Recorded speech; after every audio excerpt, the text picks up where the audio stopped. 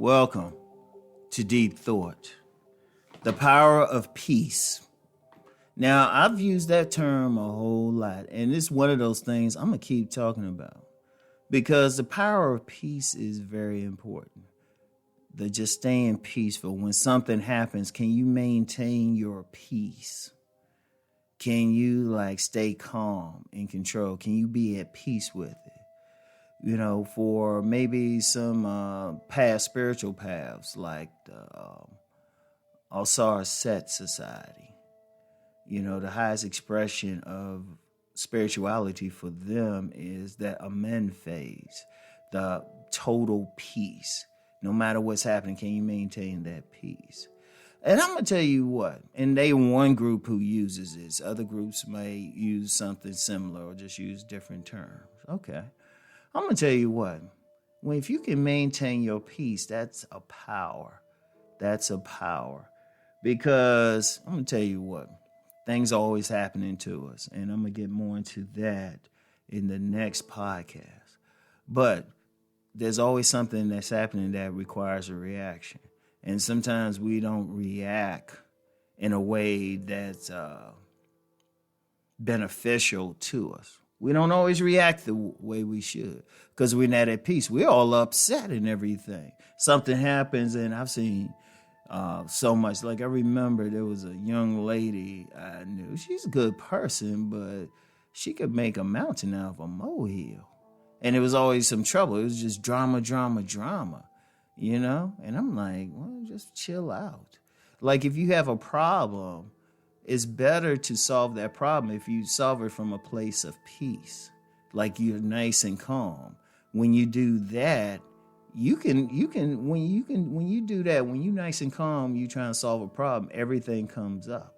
But see, the thing is, when you're not calm, when you're all upset, your emotions are engaged, it tends to put you in, I would say, a tunnel vision type of thing.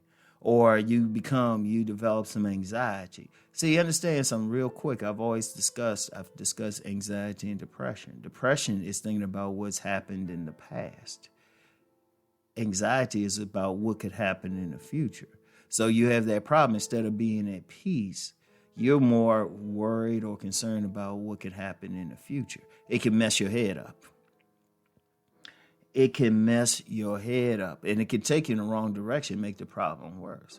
But say if you approach that problem from a place of peace, you're nice and calm, you're in the moment, all of a sudden everything opens up to you. See, when you get upset over a problem, you get emotional over a problem, you develop that anxiety because your mind tends to get focused on the bad stuff that can happen. Oh, this could happen, or this could happen. But when you're calm, okay, you see the problem, you stay calm with it. All of a sudden, everything opens up. And I've noticed that myself. One thing I've trained myself is not to get upset over something right away. Not to get upset. I'll give you an example. I'll give you a recent example. I remember I was coming in from out of town. And specifically, people who follow me who follow me in general know I was recently at a self-improvement summit in the D.C. area. Okay, came back to my spot. I opened my door. I had lights on. I had a couple of lights on in my place. Now, but I didn't get upset because I know I don't leave lights on. Shoot, I'm very funny about my lights. I know I wouldn't have left the lights on in the place,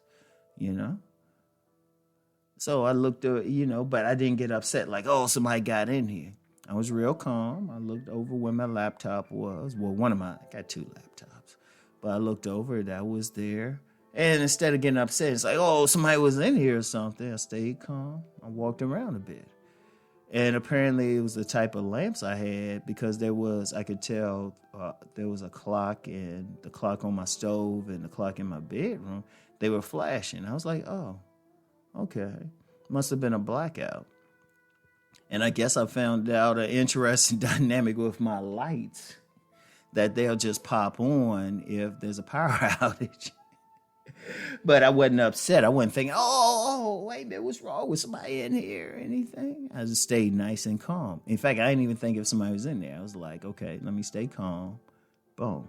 I figured I saw what it was. And then I checked with a neighbor. They said, oh, yeah, it was a blackout. I was like, okay. But I stayed peaceful. Now, sometimes people see the same situation. If I wasn't at peace, I might have got upset. I might have been, oh, wait, somebody got in here. But that wouldn't have been any good. And that's one thing. Usually when anything happens, my first reaction is to stay calm at that moment. To stay calm at that moment.